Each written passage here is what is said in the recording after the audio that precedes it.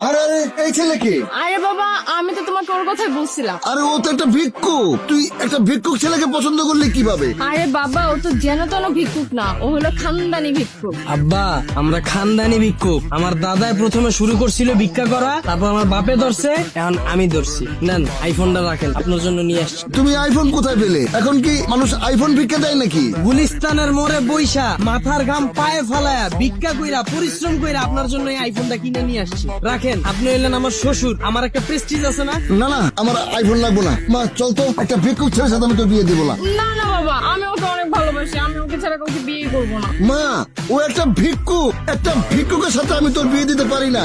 সমাজে আমাদের একটা নাম ডাক আছে না? আরে আব্বা বসেন না, আপনার মেয়ের জন্য কেমন ছেলে খুঁজতেছেন আমার বলেন। ছেলেকে প্রতিষ্ঠিত হতে হবে, এই ঢাকা শহরে অন্তত একটা ফ্ল্যাট থাকতে হবে, মাসে অন্তত লাখ টাকা কামাই থাকতে হবে। আমার ঢাকায় বাড়ি আছে 2টা, উত্তরায় ফ্ল্যাট আছে 3টা। আজকে বনানীতে একটা বুকিং দিয়ে আসছি, যেটা আপনারা উঠবেন। ভিক্ষা করি দেখে কি মনে করছে মাসে 3 লাখ টাকা কামাই? আরে আমার সবে বরাতের রাত্রি তো টার্গেট থাকে 5 লাখ টাকা। রোজার মাসের শুরু থেকে ঈদ পর্যন্ত 10 লাখ টাকা টার্গেট থাকে, মাঝে মধ্যে 15 লাখ টাকাও কামাই। আমার মনে হয় আমার এই ইনকামটা আপনার মেয়েরে খুশি রাখার জন্য যথেষ্ট। তাও যদি আপনার কম পড়ে মনে হয়, তাহলে আমি শুক্রবার মসজিদের সামনে বসি না, আপনার জন্য ওইটাও করব। আর কি চাই বলেন?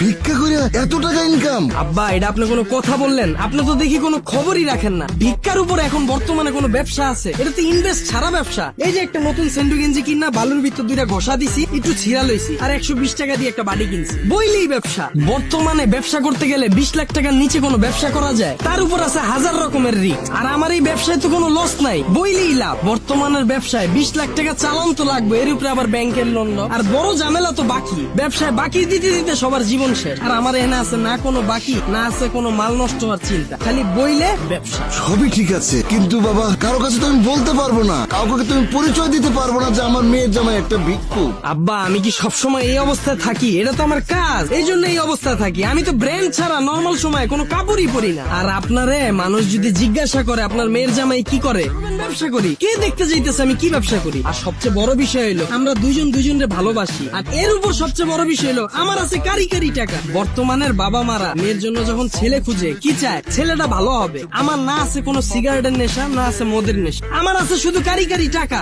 আর কি লাগবে আপনার মেয়ের জন্য বলেন, আমি সব করব।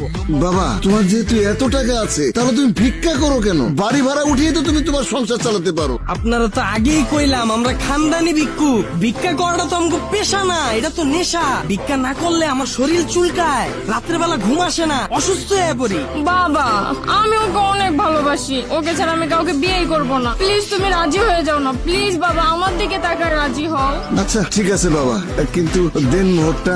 আব্বা, এটা কোনো কথা বললেন আপনি? আমার কি কোনো ভাই বোন আছে? আমার যা আছে সবকিছুই তো আপনার মেয়ে পাবে। যাক, সমস্যা নাই, আপনি যেহেতু টপিকটা উঠাইলেন, দেন মোর 1 কোটি টাকা ধরলাম, যান। বাবা বাবা, আমি রাজি। ধরেন, এই যে আইফোনটা দিলাম, এখন থেকে নর্মাল মোবাইল চালাইবেন না, আইফোন চালাইবেন, ঠিক আছে? ঠিক আছে বাবা, তোমার হাতটা দাও, আমার এই মেয়ের হাতটা আমি তোমার হাতে তুলে দিলাম।